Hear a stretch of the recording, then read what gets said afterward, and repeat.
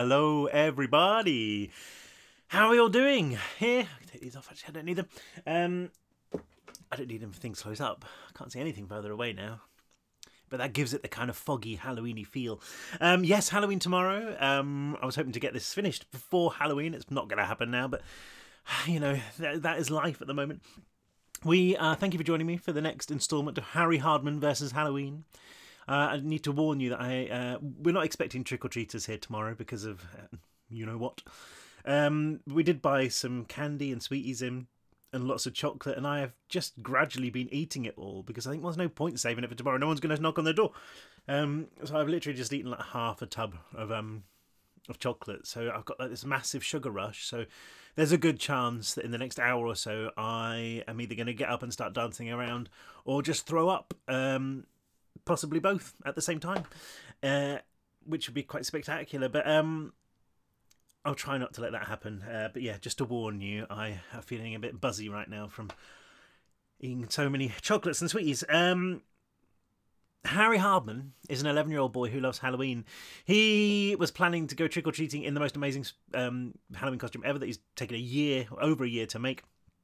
And instead, he got dragged to the local bullies' party by his best friend Buster, who wanted to do something different, and his dog ate his costume. So he ended up going to this party full of school bullies and the pretty evil high school football team, dressed as in the only costume he could find, which is his older sister's fairy princess costume. So he has a rainbow mask on his face with whiskers, long rainbow hair, glittery sort of everywhere.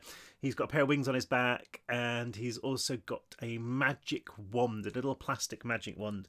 And he and Buster have gone to this party. Buster is his best friend. Buster has gone to the party dressed as a zombie, and they, for a little while, it was going really well because they were wearing masks, so nobody knew it was them, and they were just dancing along with everyone else.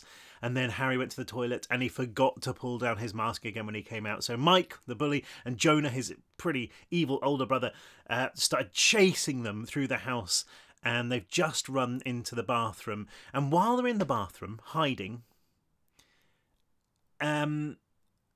basically all hell has broken loose downstairs at this party, and they come out of the bathroom. Everyone's gone. They come out of the bathroom, and downstairs is, just walking through the house, is a dinosaur, a real one.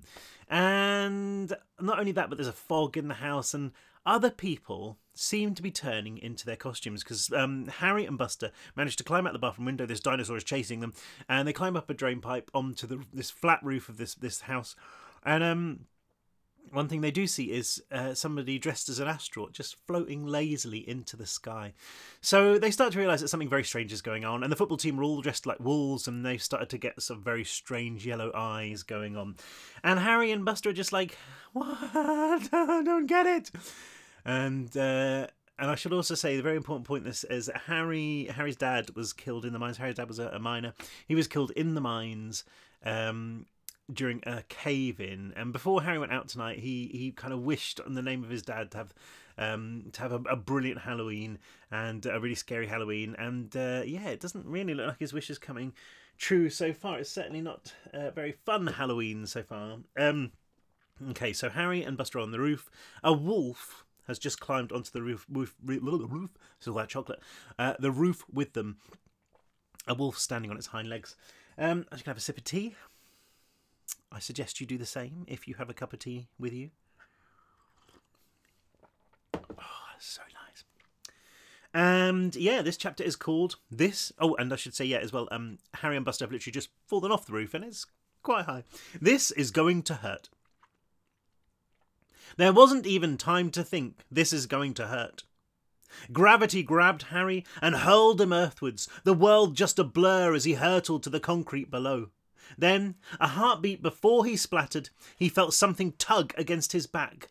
A weird pressure, as if somebody had tied a rope to his spine.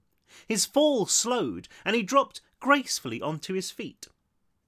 Buster wasn't so lucky. He hit the ground hard, and with a horrible squelching sound. "Buster!" screamed Harry, dropping down beside his friend. "Buster, are you okay? Talk to me!" There was no way he could be okay. The drop had been too high.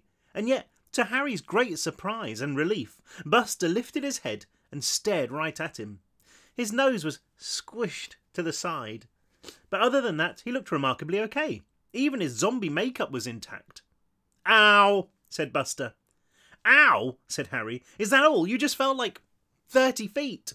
"So did you," said Buster, groaning as he clambered up. He brushed himself down, wiggling each limb to make sure they still worked.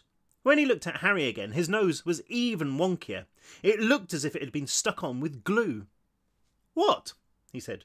Nothing," said Harry, looking away into the fog that swirled hungrily around them. "What?" said Buster, reaching for his nose and twisting it from side to side. Something skittered on the roof, causing a rain of shingles. Harry looked up to see the wolf there. Its face had changed again. The snout was longer, its teeth seemed sharper, but those yellow eyes still burned with hunger. It opened its dripping maw and howled. "Oh, God," said Buster. "My nose!" "There's no time," Harry said, grabbing his friend's arm and hauling him away. The fog was so thick he could barely see 5 feet in front of them. There was movement there, though, sweeping shapes that appeared for an instant before vanishing again. Some looked like children, but he swore he saw coyotes too, and what might have been a skeleton, its bones clacking as it rattled across the yard. "Where are we going?" Buster said, one hand on his nose. Harry didn't know the answer. His brain was actually fizzing, like somebody had tipped a sherbet fountain into his skull. He knew that they were running down the side of the house, but he couldn't work out whether they were heading towards or away from the road. Another howl, then a soft thump that might have been a wolf landing on the concrete path behind them. Harry upped his speed, his face sweating beneath the mask, his lungs close to being vomited out of his mouth. A man in a suit ran past in the opposite direction, thumping into his shoulder and almost knocking him off his feet. "Tear down this wall," the man said, and for a moment Harry could have sworn it was the president. Then he was gone, and in his place was an actual wall.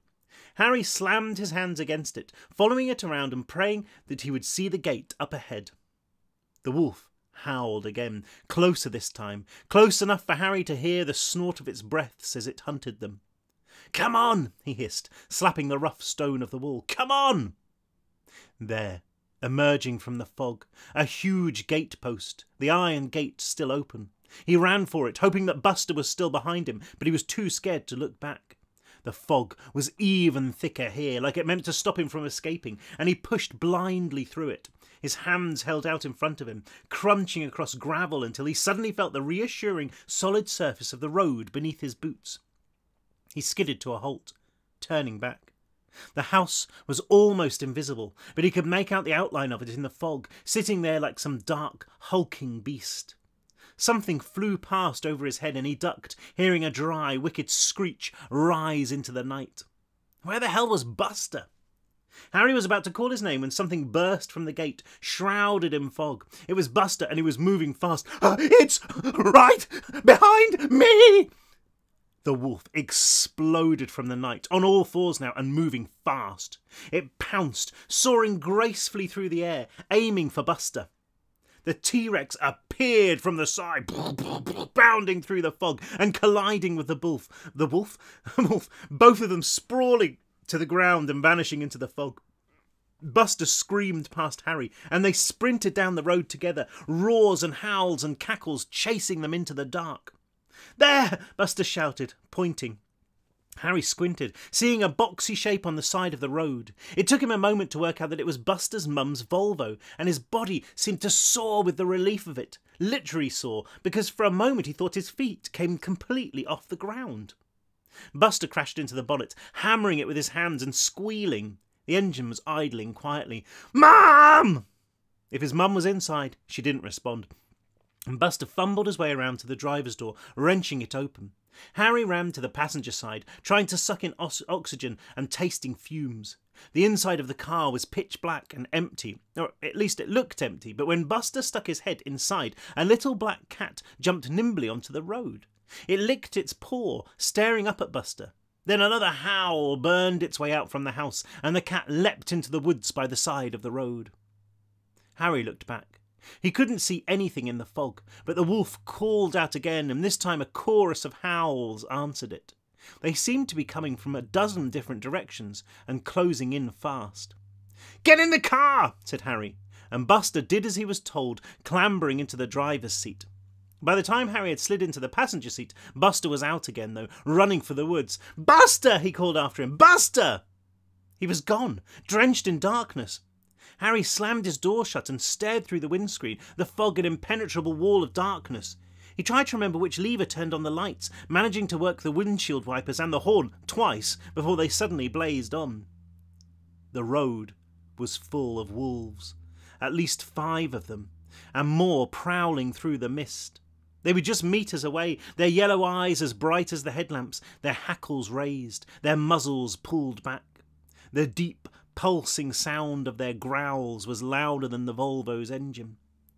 One of the wolves, one with white fur, stepped slowly forward, and there was something weirdly familiar about it, about the way it seemed to stare right at Harry. Even though it was a wolf, it looked as if it was smiling, and not a good smile. Harry swallowed, his whole body trembling. His door was closed, but the driver's door was open, and he was too scared to try to close it because he knew that as soon as he moved, the wolves would too. "Oh, damn you, Buster, for leaving me!" A high-pitched scream rose to the side from where Buster had disappeared. Harry turned, staring into the darkness of the forest to see Buster tearing out of it.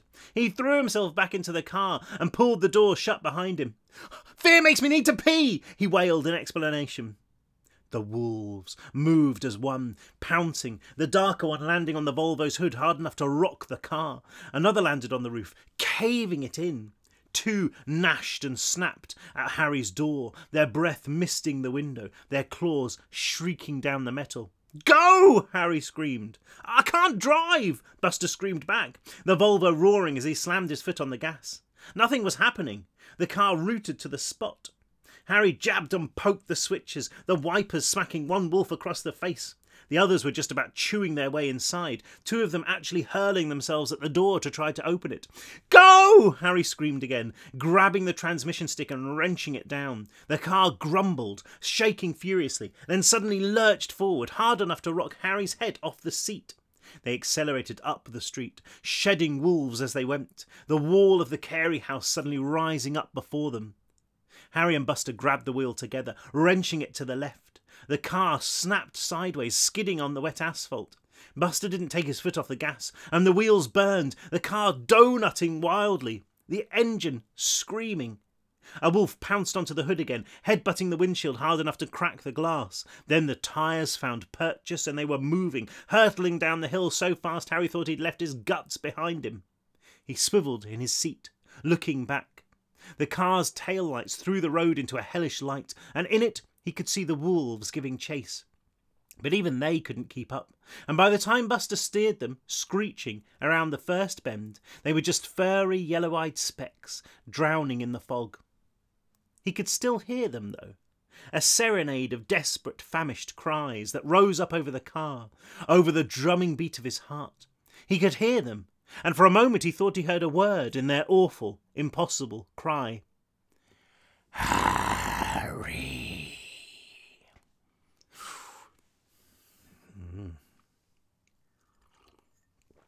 The impossible truth. Harry had no idea how Buster managed to keep the car on the road, especially as the asphalt was slick with rain and they couldn't see more than 5 feet in front of them, and they seemed to be going 1,000,000 miles per hour. Harry's head ringing off the window every time they slid around a bend, and he was pretty sure that Buster had his eyes closed in terror the whole way.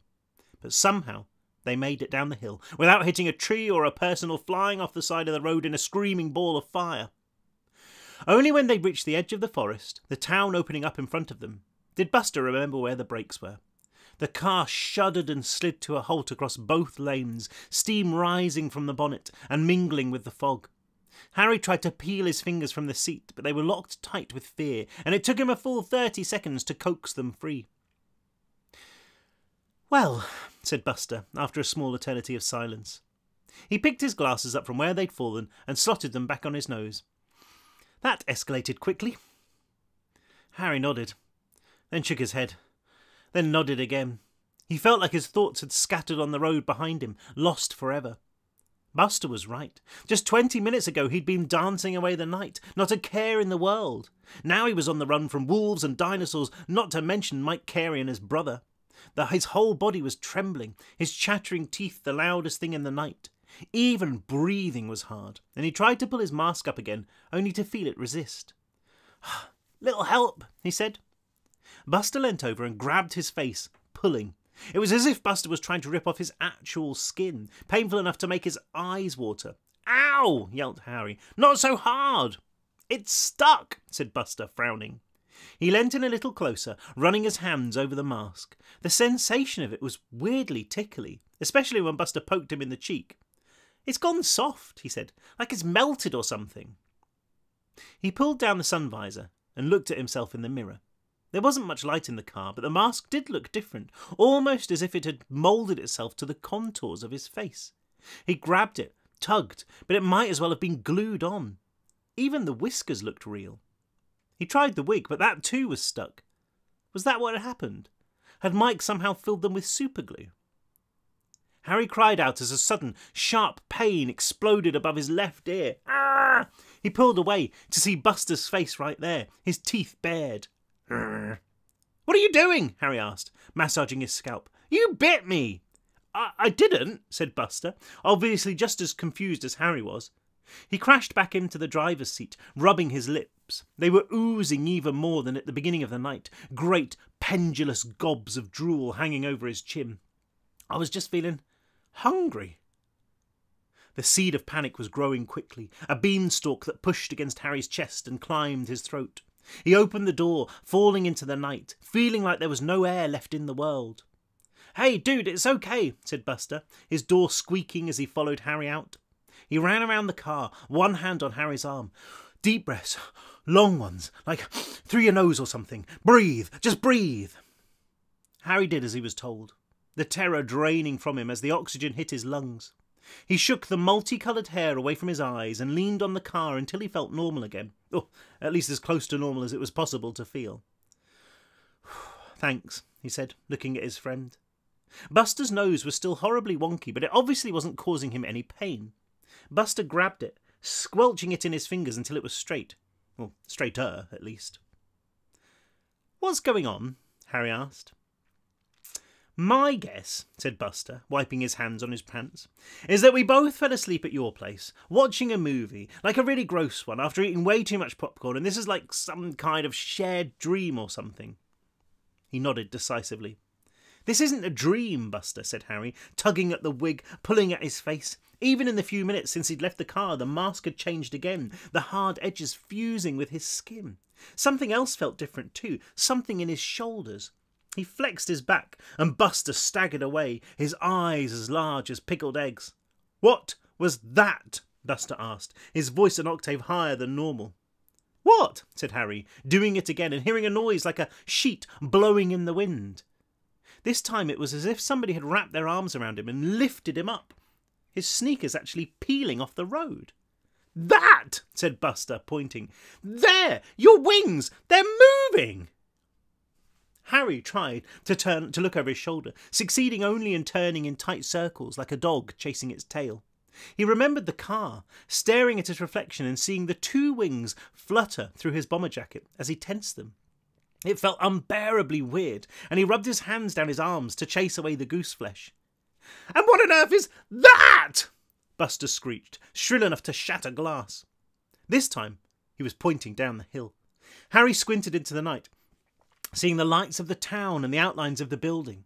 The fog must have been thinning, sinking into the shadows and swirling around the base of the trees, but Harry found himself wishing that it was still there, because then at least he wouldn't have to stare at the impossible thing Buster was pointing towards. It was a ship, a huge old one with sails, and it was cruising down Main Street as if the whole town had flooded. It was too far away to be sure, but Harry thought he could see half a dozen people on deck, dressed in pirate costumes and waving cutlasses. "It's a parade float," said Harry. "It has to be."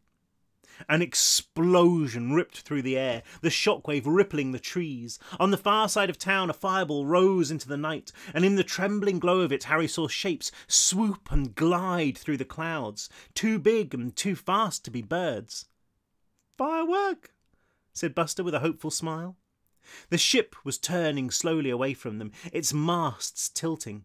the sails billowing in a wind that wasn't there. The bow scraped along the corner of the Wells Fargo building, shattering the windows, before gliding effortlessly down Pioneer Street. Its cannons blasted again, flames erupting on the east side of town.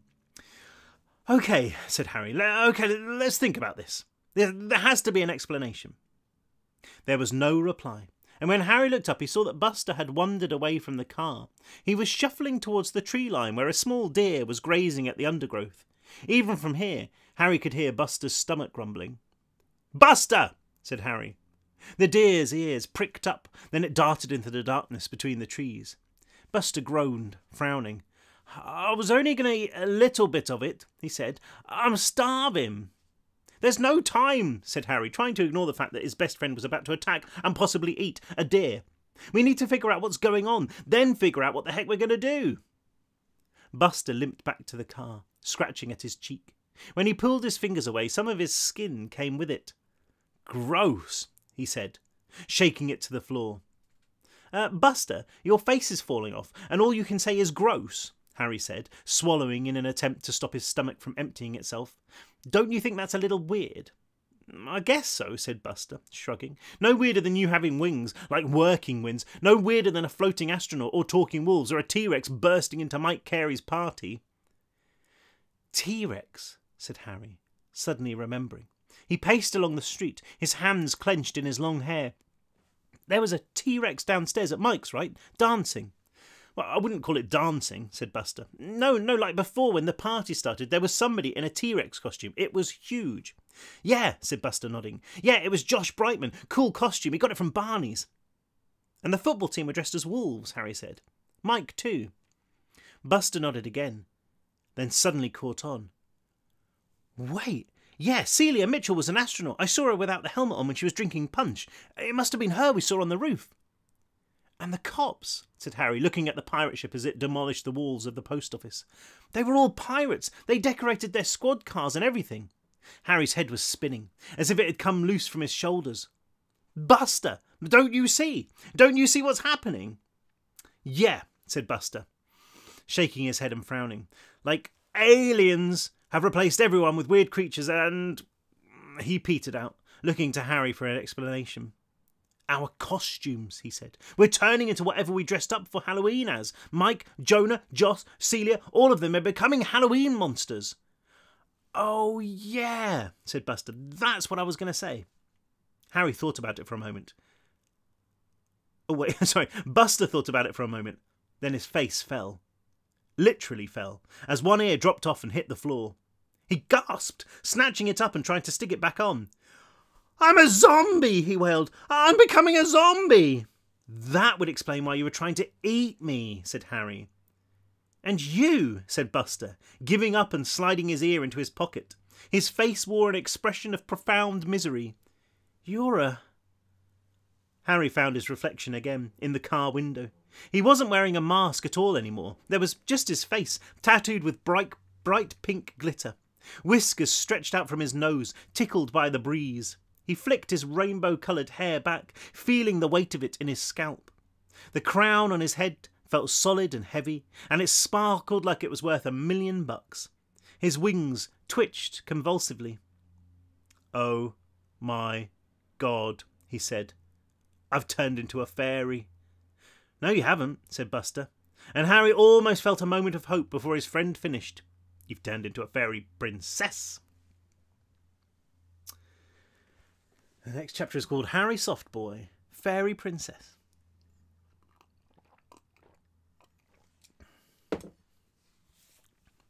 "Oh, this can't be happening," Harry yelled. "I can't be a fairy princess. I can't be a short, plump fairy princess." "At least your extremities aren't falling off," said Buster, straightening his nose again. "There's going to be nothing left of me at this rate." "But what do we do?" Harry said. "We need help." They couldn't exactly go to the police. They'd be made to walk the plank. They could try to reach the hospital. That was way over in Allenstown. "Mum," Harry said. "She's at the diner." She didn't normally dress up for Halloween either, so maybe she was still normal. Harry looked at Buster, but his next words caught in his craw like a fishbone. A second, vast ship was gliding down the hill on an invisible wave, cruising right towards them. Its 3 masts were taller than the trees, its ragged sails billowing, and a Jolly Roger grinning down from the flag. A crowd of faces peered over the rail, their gold teeth glinting. "Pirates can be friendly, right?" said Buster. On board, the cannon fired. Harry heard the whistle and ducked. The cannonball crashed through the passenger window of the Volvo, ripping off the driver's door as it burst from the other side. Harry jumped in, Buster following. The engine was still idling, and Buster shoved it in gear, slamming his foot on the gas. The car roared forwards just as the cannon fired again behind them, the shot grazing the roof before splitting a tree in half. Harry looked back, the ship gaining effortlessly. The bow was almost close enough to touch, rising and falling, the hull gouging a trench in the road. It was going to crush them if they didn't speed up. "Faster!" Harry yelled, the wind from the broken window snatching away his word. "It's a Volvo!" Buster shouted back. "It doesn't go any faster!" The ship crunched into the rear of the car, launching Harry out of his seat. The Volvo's rear end was spinning out, fishtailing to the side as Buster wrestled with the wheel. Crunch! Something hit the roof, caving it in. Harry stretched out of the window, looking up to see a pirate there. He was clinging on with a wicked hook, his other hand holding a huge sword. Harry squeaked, pulling back inside just as the blade swept down and sliced away a lock of rainbow-coloured hair. "We're being boarded!" he said, clinging onto his crown to stop it flying away. A second pirate landed on the bonnet, but the car was still spinning wildly, and she flew straight off again. The third landed in the same place, throwing himself into the windshield and using his sword to try to smash the glass. Then the boat collided with them again, and the car lurched, rising up onto 2 wheels and riding a sea of sparks down the road. Buster slammed his foot on the gas, the tyres finding purchase. The engine howled, the Volvo tearing loose from the ship and crashing down onto all 4 wheels. They thumped off the road, accelerating into the forest. But there was no time to change direction. "Rule number 14!" Buster screamed. "Never go into the woods!" The car slammed through the trees, a branch slapping the shocked pirate off the bonnet. Buster screamed, putting his hands over his eyes. Harry wanted to do the same, but terror kept them open, and he could only watch as the car crashed and bumped downhill, bouncing like a pinball. Until, for the second time that night, they were in freefall, the car soaring off the top of Dead Man's Cliff. Harry grabbed Buster. Buster grabbed Harry, both of them screaming as the ground rushed towards them. The car lurched to a halt before they hit, Harry tumbling over the dash and landing on the windshield. There was something wrapped around the Volvo, something big and hairy, and when the car started to rise into the air again, Harry saw that they'd been caught by a giant ape, bigger even than the clock tower at school. It lifted the car to its face and stared inside with a huge eye. The cavern of its mouth yawned open, a vast pink tongue sliding out and licking the car. It pushed through the missing door like a giant slug, sliding over Buster and coating him with slobber. The ape grunted in disgust, tossing the Volvo to the ground. It was still a hard landing, every bone in Harry's body rattling as the car crunched into the undergrowth, rolling onto its side. He waited for the dizziness to pass before following Buster up and out of the missing door. Buster leapt to the ground, groaning as he tried to brush the drool from his body. "So not cool," he said, spitting. "To be fair," said Harry, hopping down, his boots crunching a puddle of broken glass, "you're no more gross now than you were before." True," Buster said, with a shrug. He checked himself over to make sure everything was where it was supposed to be, apart from his ear, of course. Harry did the same, wondering how on earth it was that they'd fallen from a great height twice in the last 20 minutes, and both times survived to tell the tale. "Come on," he said, "before that monkey comes back and decides he likes you after all." There was only a short stretch of woodland between the cliff and the town, and after a few minutes they emerged onto the road. It was surprisingly quiet here, the houses dark, as if they couldn't bear to watch what was happening. The fog had all but disappeared, just a few wisps exploring the banks of the river as it thundered blindly through the town. 2 more distant cannon blasts tore through the quiet, but from down here Harry couldn't tell where they were coming from. "This way," he said, heading for the covered bridge that would take them along the winding main road and up into the heart of town. He'd only taken a few steps before something caught his eye, a deeper shape of darkness nestled in the shadows of the bridge. Wait up, he said to Buster, grabbing his friend's arm and instantly regretting it. He wiped the drool from his hands, then pointed. I don't see any, Buster started. Oh, yeah. The shadows were moving, something standing right at the entrance to the bridge, too tall and wide to be human. Even over the sound of the river, Harry could hear it snort, and when it stuck its head out into the moonlight, he thought he caught a glimpse of 2 curved horns stretching upwards. Oh, there's no way I'm getting any closer to that bridge, he said. Yeah, me neither, said Buster. We can go around and try Tumbledown Crossing. Harry hesitated. Now that he was paying attention, he could see more shapes lurking in the shadows on the other side of the river, things that scuttled and splashed, that leapt and ran, that swooped and swung and occasionally stared back at him with eerie silver eyes. How many Halloween parties had been taking place in town that evening? The bars would have been full. Mayor Gluckman had been running a horror-themed lime dance in the town hall, and there must have been hundreds of kids out trick-or-treating. If the same thing had happened here as up at the Carey place, then the entire town would literally be crawling with monsters. Not to mention the pirates. We can't go, Harry said. It's too dangerous. I mean, not until we find out more. We need to hide. Wait for someone to fix this. Hide, said Buster. What about your mum? What about my mum? He slapped his hand to his mouth. What? Said Harry. Mum! She was there to pick me up, in the car. She must have run off when she saw the monsters, said Harry. I'm sure she'll be okay. She was dressed as a cat, Harry, said Buster. I mean, it was the world's lamest costume, but she was still a cat. Oh, said Harry, remembering the cat that had sprung from the car at the top of the hill. Yeah, but, she's probably still okay, right? Cats are good at hiding. Buster shook his head. That's not the point. The point is we have to do something, because they're out there right now, and they're in trouble. We're in trouble, Buster, said Harry. You're falling apart. I have wings and, rainbow hair. We need help. We can go somewhere, wait this out until somebody figures out what's going on. He hated saying it, especially knowing that his mum was out there too. But what was he supposed to do? He was 11 years old, and more than that, he was now an 11-year-old fairy princess. Mike had been right. Harry was nothing like his father. He was Harry Softboy, the coward. Thinking of Dad made him think of Arlene, and he prayed that she and Darlene had made it back to the house before things had started to get weird. The house. We can go to my place, he said, looking the other way down the deserted street. It's this side of town. He didn't wait for an answer, just started walking. It felt like there was something crawling up the inside of his ribcage, pushing into his throat, and he swallowed it back down. This was the right thing to do. Wait up, Buster said, running to catch him. They walked in silence, partly because Harry was too ashamed to speak, and partly because they were too afraid to make any noise. The forest lay to one side, vast and dark and full of noises that belonged inside a nightmare. Harry kept glancing at it, seeing creatures with too many legs and lumbering figures so big they made the trees bend and crack. He heard wolves too, their howls chasing each other down the steep mountainside, echoing off the rocks and muted by the trees, calling for blood. The town lay on the other side of the river, lit by the fires that blazed in 4 or 5 buildings. The masts of the pirate ships glided back and forth along the roads, the bark of their cannons the loudest thing in the night. Occasionally, as they walked, they would spot somebody that looked almost normal. One woman sat on the riverbank just past Grover's bait and tackle, dipping her toes in the water.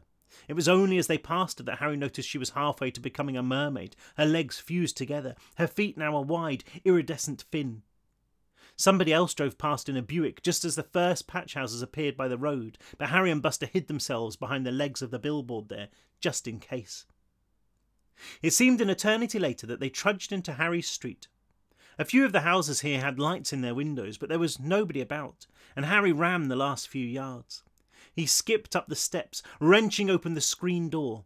Then he hesitated, because the truth was he was as afraid of what he might find in here as he was about what he might have found in town.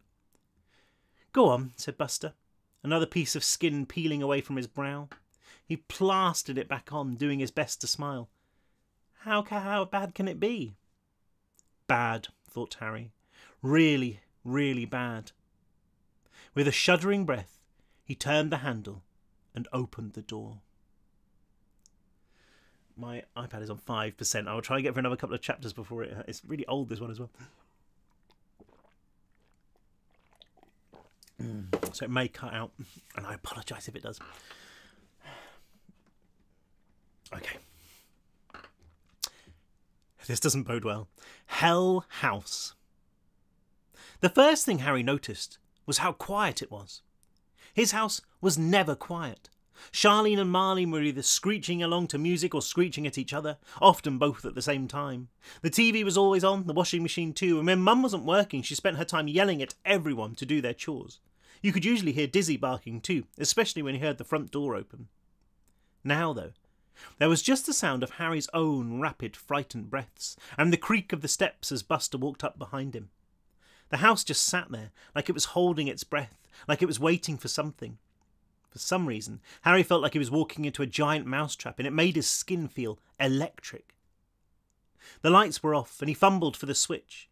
It seemed to take an age for the bulb to blink on, and when it did, the light had never looked so weak and yellow. Shadows hung in every corner, deepest in the doorways and at the top of the stairs. "Hello!" yelled Buster, making Harry scream. He clutched a hand to his heart. "Oh, a little warning, Buster, you almost killed me." "Oh, sorry," said Buster, pushing past Harry into the house. "Anyone here, Darlene? Darlene, it's me, Buster. Darlene, you're safe now." Harry switched on the living room light. The room was empty, as still as a museum exhibition. "Buster, do you really want Darlene to see you like this?" Buster squished his oozing green face with a finger. "Oh," he said, "I forgot. Does it really look that bad?" Harry didn't reply, cocking his head. He could hear voices from the kitchen, gentle whispers, then a musical laugh that could only come from one person. He grinned, pushing open the door.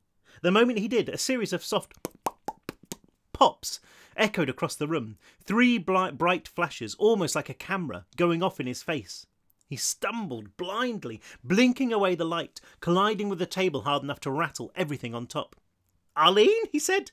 "Harry!" she replied, and he felt her arms wrap themselves around his waist, her face pressed to his stomach.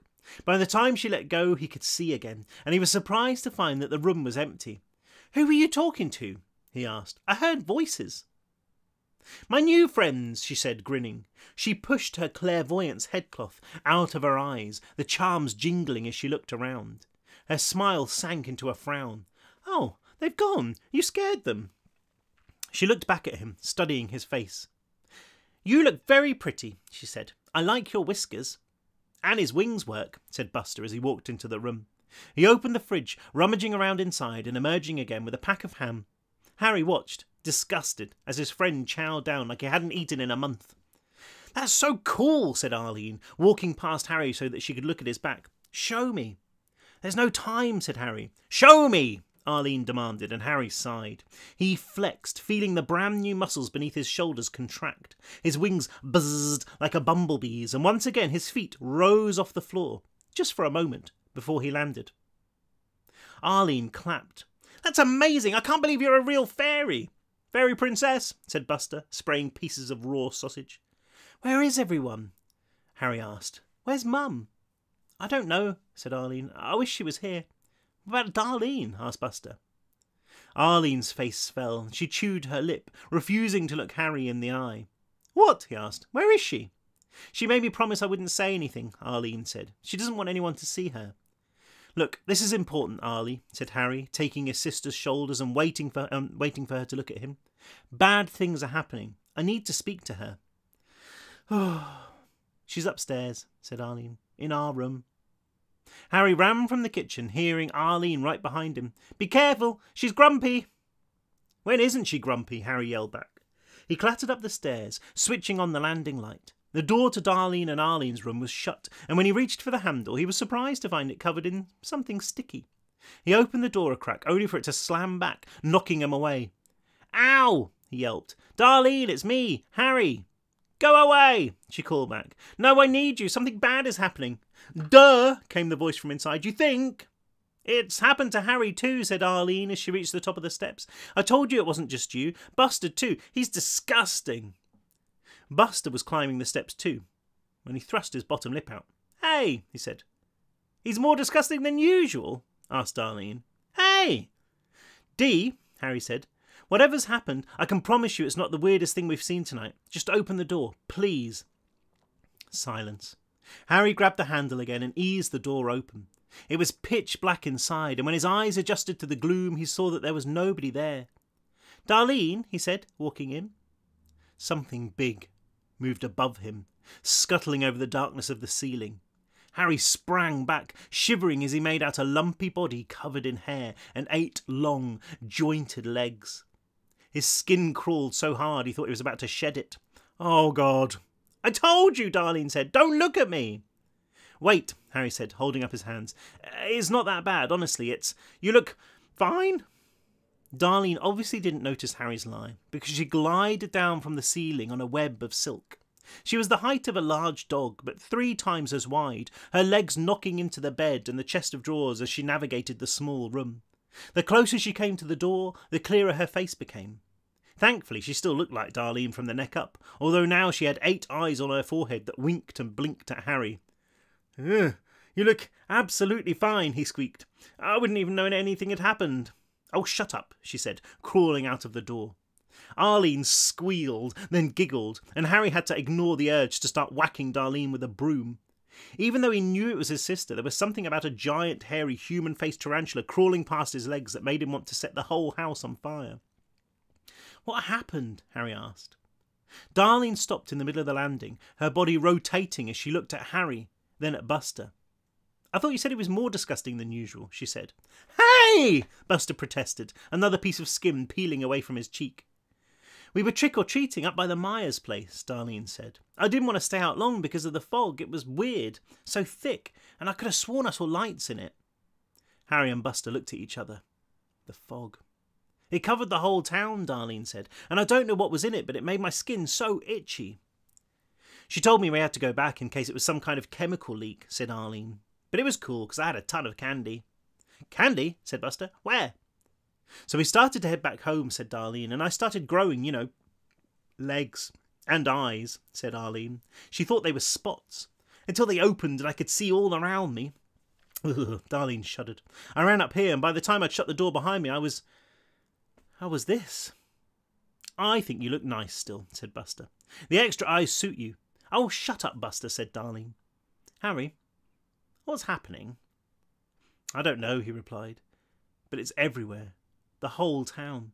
We were up at Mike's and a dinosaur was trying to eat everyone. Then wolves chased us and the police are all pirates in these weird ghost boats and they're floating all over town. And there's a King Kong out there too," said Buster. "He licked me." "It's our costumes," said Harry. "I don't know why, but they're coming to life. They're taking over. Whatever you dressed as for Halloween, that's what you turn into." "But how?" said Darlene, tears pouring from all 8 eyes as she took in Harry's hair, his whiskers. "It's not possible. And for how long? Is this forever? I don't want to be a spider, Harry. I can't even hold my book." "I don't know," he said. "I don't know anything. I don't have any answers." "Then you're in luck," said Arlene. Everyone turned to look at her, and Harry was surprised to see that she was smiling, like this was the best game she'd ever played. Because I know somebody who does. We're on 2%. I'll try and get another chapter done. Come on, Gordon, there's no time for tea. Tim, Rick and Barry. "What do you mean?" Harry asked. "Who do you know?" "My new friends," Arlene replied, waving away Harry's questions as she led them back downstairs. "Come on, they're funny." Harry and Darlene shared a look, which was difficult to do given that Darlene was scuttling along the ceiling. Arlene switched off the kitchen light, running to the table and climbing onto her booster seat. Everybody crowded around or above, watching as she pulled her magic 8-ball towards her. Mum had found the ball in Walmart 3 years back, but Harry couldn't explain the weird green glow that was pulsing out of it now. "Hello," she said, rubbing the ball. "Are you still there?" Everybody watched as the answer floated up from the gloom. No. "Arlene," said Harry, "what on earth are you doing?" "They live in here," she said in a whisper, "but I don't think they like you." Arlene shook it again, and this time the answer read, "Who are these people?" "This one is Harry," she said. "The other one is Buster. He's pretty gross, even when it isn't Halloween."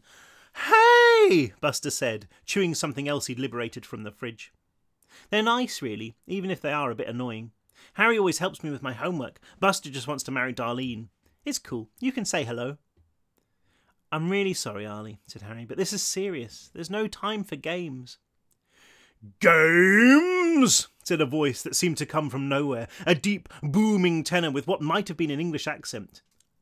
Harry's jaw fell open as a bright flash lit up the room, and suddenly there was somebody else there, standing on the table. Well, not so much standing as floating, because they were made up of a cloud of silver steam in the shape of a tall, thin man with a balding head and a hawk-like face. "Ark!" Buster screamed, falling back. "It's a ghost!" Only Arlene's friendly smile kept Harry from running from the room. "The dead do not play games," the ghost said. I can't do a Brooklyn accent. "Oh, shut your pie hole," came another voice, this one with a thick Brooklyn accent. It was coming from a second cloud of steam that was escaping the magic 8-ball, hovering just above the table. It was another man, younger and shorter, with a Yankees baseball cap on his head. "You don't have to listen to this sourpuss. He's just grumpy because he was supposed to be haunting some movie theatre tonight." "Broadway," said the first cloud. "You uncouth brute. You wouldn't know theatre if it dropped in your head like a pile of bricks, which is ironic, considering that's how you passed away in the first place." "Better than choking on a bagel," said the short cloud.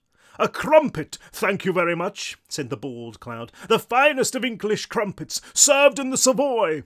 "Oh, whatever," said the second guy, waving a silver hand through the air. "No fighting," said Arlene, stamping her foot. "I told you, I'll put you back in if you're not nice." The two ghosts glared at each other, muttering what sounded like an apology. A third cloud was forming, and both ghosts sighed, their breath emerging as a flickering mist. Oh dear," said the bald ghost. "I was rather hoping he wouldn't come back." This ghost was another man, wearing a huge beard and a floppy hat. He cleared his throat, then started to speak, only it wasn't any language that Harry could understand. "I ken where we're going now." I got a ken," said the bald ghost, shrugging. "Maybe a new?" "Harry," said Arlene, still grinning. Harry remembered to shut his mouth, but he couldn't take his eyes away from the three ghosts who circled the table. "Let me introduce you to Tim, Rick, and Barry." "Hello!" "Yo!" "Ach, hi, me pal!" "Barry is Scottish," said Arlene, by way of explanation. "Who are they?" asked Arlene, scuttling halfway down the wall, all 8 eyes blinking furiously. "What did I tell you about talking to strangers?" "Better than talking to a giant spider freak, am I right?" said the short ghost with a wheezing laugh. "Be nice, Rick," said Arlene. "And they're not strangers, they're my friends, and I think they can help us." "But they're ghosts," hissed Buster. "I assure you we're no such thing," scoffed the tall ghost, Tim. "We're merely deficient in certain vitamins and minerals." "All of them," said Rick with another rasping laugh. "What's for your knuckle patcher?" said Barry, shaking his head sadly. "What?" said everybody in the room. "You mean you dressed up as ghosts for Halloween?" Harry asked. "These were your costumes?" "Nah," said Rick. "Been dead best part of 40 years now. Construction site accident. It hurt." 12 years for me," said Tim. "And yes, it was a crumpet-related tragedy." "Ach, I dinna ken," said Barry, shrugging. "Then how are you here?" asked Harry. "It must be Arlene," said Darlene. "She dressed up as a fortune teller, a medium, whatever. She can see the dead. The real dead."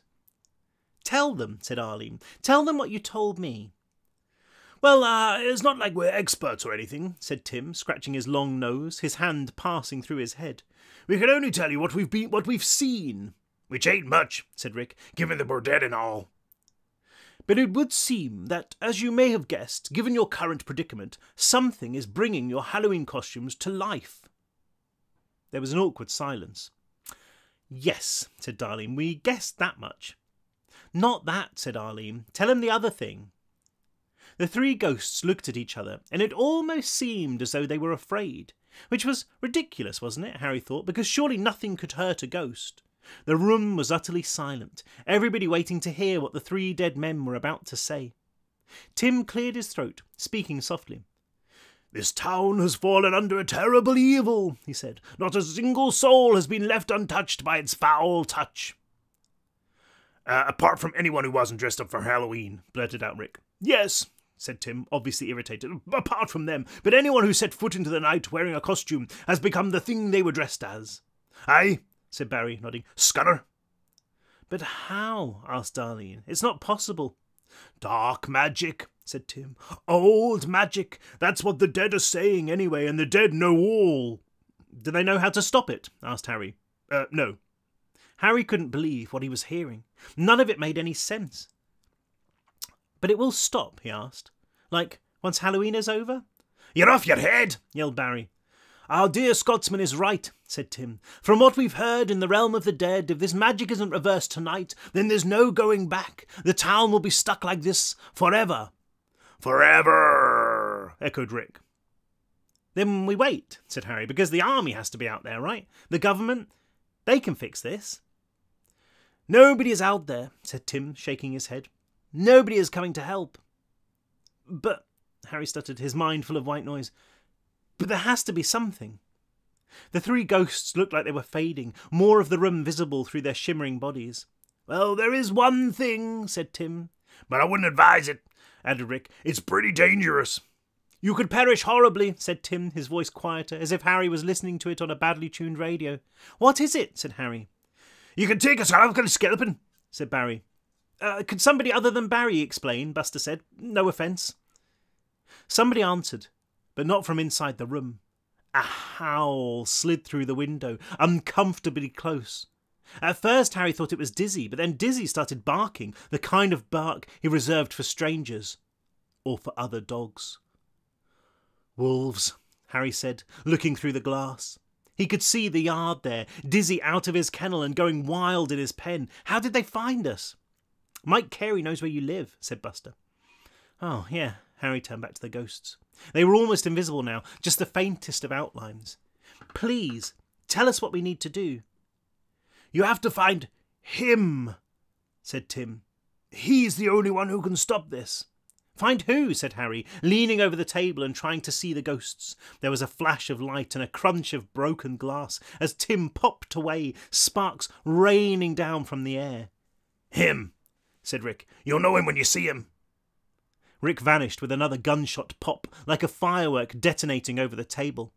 Harry rubbed his eyes, seeing spots. "Where?" he yelled. "Where do we find him?" Barry leaned forward, and this time, when he spoke, there was no mistaking what he said. The words were perfectly clear, hanging in the air and making Harry's stomach shrivel. "The mines!" Then, with a pop, he was gone too. I was going to read another one, but we're about to 1%. Let me see if I can find it on here. And I'll squint into my phone and read it to you. Here we go. Let me see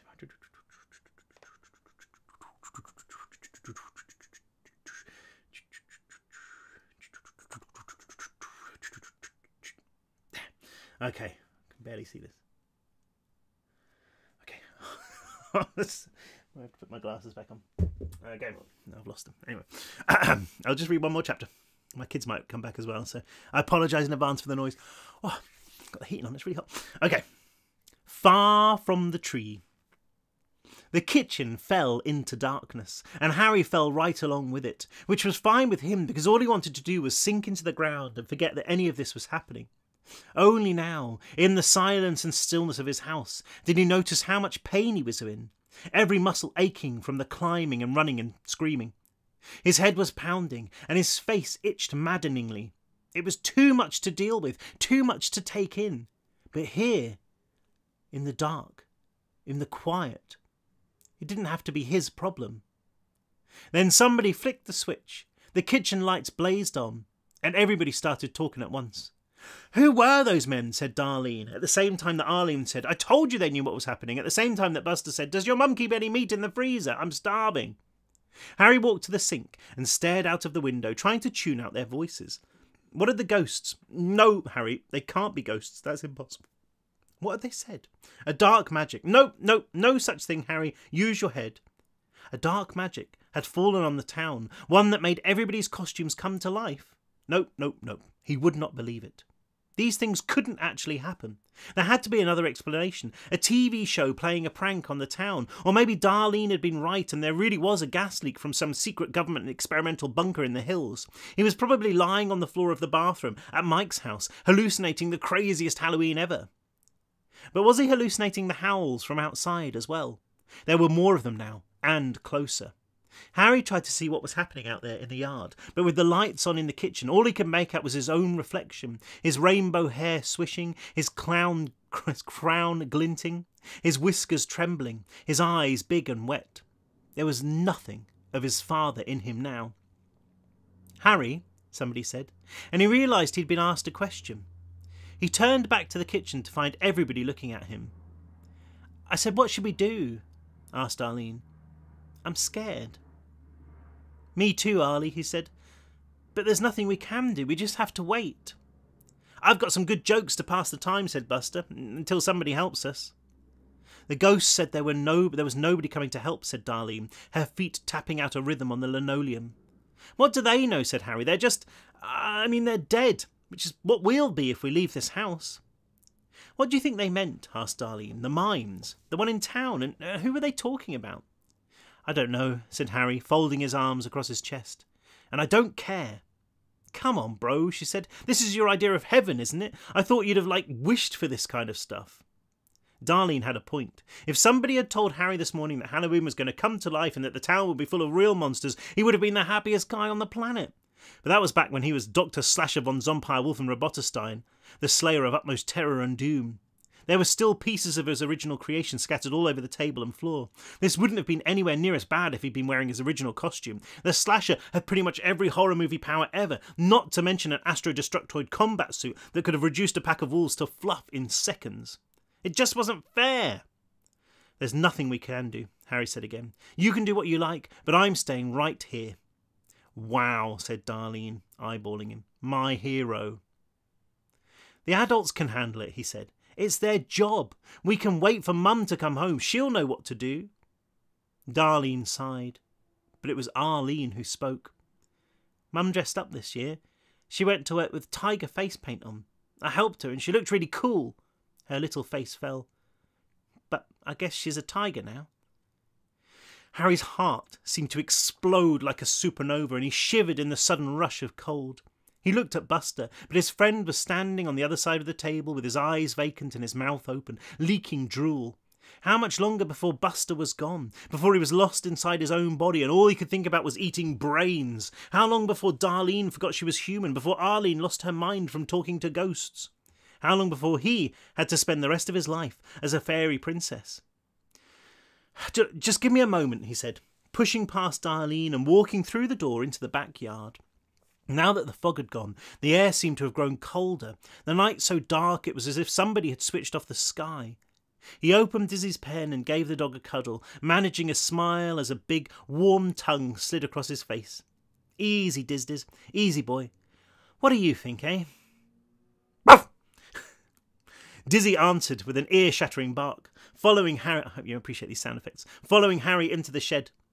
Harry flicked on the dim, flickering, dust-drenched bulb and stood shivering in the pale light. He wasn't even sure why he'd come out here, other than to get away. Maybe he could lock the door and wait it out here with the dog while everyone else saved the world. Dizzy had found a scrap of Dr. Slasher von Zompire Wolfenroboterstein's food-encrusted face and was growling as he tore into it, his rear end slamming into the shelves. His dad's videotapes rattled, and Harry noticed that the one on the top shelf, furthest to the left, had slid out so far it was in danger of falling off. "Badger Massacre," he read, as he gently pushed it back into space, running his finger along the spines to make sure they were all level, and all where they were supposed to be. Evil Cop, Bedtime Stories of Death, Revenge of the Zombie Nuns, Alien Tea Party, Vicious Vampires Get Revenge, Everyone Knows That Gremlins Are Real... Harry stopped, frowning. These were the first of his father's tapes he'd ever watched, because he'd wanted to watch them in order. But why has his dad not arranged them according to genre, or alphabetically? Harry Hardman had always been methodical, neat, orderly. It didn't make any sense that... It hit Harry like a bolt of lightning, making his skin fizz. He read the titles again, looking at the first letters, then again, reading and reading and rereading the message that his dad had left for him. Be brave, Harry. Always. He scanned the rest of the tapes on the shelf, but the message ended there. It was all he needed, though. Somehow, before that awful day when the tunnel had collapsed, Harry Hardman Sr. had arranged his videotapes to leave a message to his 5-year-old son, a message that he wouldn't find until the night that he needed it most. Harry shivered, smiling, wondering how that videotape had been shunted out of position, and for the briefest of moments, he could almost smell bubble bath and coal. "Thank you," he said. "I love you, Dad." If his dad was there, he didn't reply. Harry took a deep breath, nodding to himself so resolutely that his hair fell in front of his eyes and his princess crown almost toppled off. If his dad had been here, he would have grabbed Halloween by the scruff of the neck and marched it right down to the police station and busted it around the chops a couple of times too, just for good measure. And if he could do it, then so could Harry. It was Harry Hardman versus Halloween, and he wasn't going to let the family name down. "Come on," he said to Dizzy. "Let's go kick Halloween in the..." The shed shook as something big landed on the roof. Dust rained down into Harry's eyes, and he smudged away the tears on his sleeve. Whatever was up there sniffed, its big feet padding over the felt. Harry swallowed down his fear, his whole body trembling. "Quiet, boy," he whispered, but Dizzy was already growling. A deep, wet pulse of sound that quickly rose into a series of high-pitched barks. "Ruff, ruff, ruff!" The creature on the roof howled, its claws scratching furiously as it tried to carve its way inside. Another wolf answered it from the yard, suddenly there at the window. Its yellow eyes burned, its teeth bared, its lips coated in saliva as they pulled back into what could only be a smile. Harry backed off, hitting the shelves and sending videotapes flying. Be brave, Harry. Always. Gritting his teeth and thinking of his dad, he ran for the door. Okay, we'll leave it there on page 93. Thank you very much for listening. I hope my my incredible array of accents impressed you as much as it did me.